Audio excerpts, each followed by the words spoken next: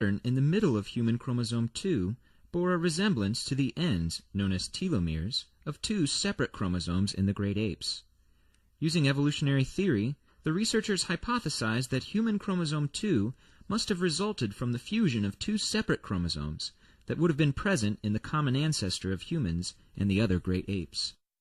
This is a perfect illustration of why evolution is considered a real science. Molecular geneticists were now able to use evolutionary theory to predict what they should find if their hypothesis was correct.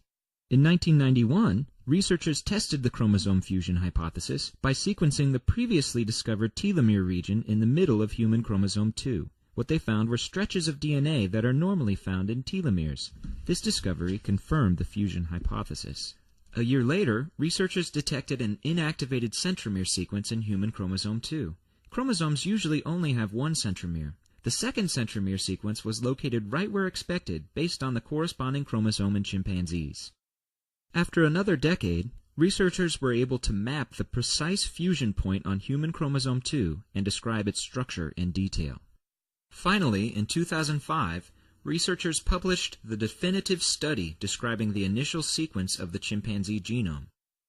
What it showed was a break in alignment continuity at precisely the locations predicted by the fusion hypothesis. It literally took decades to uncover the explanation for the difference in human and ape chromosome numbers. I hope you noticed that the scientists responsible for these discoveries were not limited to simply noting the similarities and differences in the chromosomes. They could actually discover the causes of those similarities and differences using evolutionary theory as their guide. Also, scientists did not just run across this evidence and then later claim that it supported the common ancestry of humans and great apes. Instead, they used evolutionary theory to propose a testable hypothesis, to form predictions, and to test those predictions by examining the chromosomes. Clearly, evolution is real science. Now, if you're biologically astute, you may be thinking, wait a minute, a species exists as a population, so how could two chromosomes fuse together and end up being found in all the members of a population? The explanation is actually quite simple. The animations that follow will illustrate one possible scenario. The most probable time for two chromosomes to become fused is during meiosis, the process used by organisms to produce sex cells. If a fusion event were to occur in one of the sex cells of a primate with 48 chromosomes, the resulting cell would have only 23 chromosomes instead of the normal 24. If this cell went on to be involved in fertilization, the resulting offspring would have only 47 chromosomes. This primate with 47 chromosomes still has all the genes necessary for survival. In fact, it very likely would have been indistinguishable from other members of the population. But this primate would have produced sex cells with either 24 or 23 chromosomes.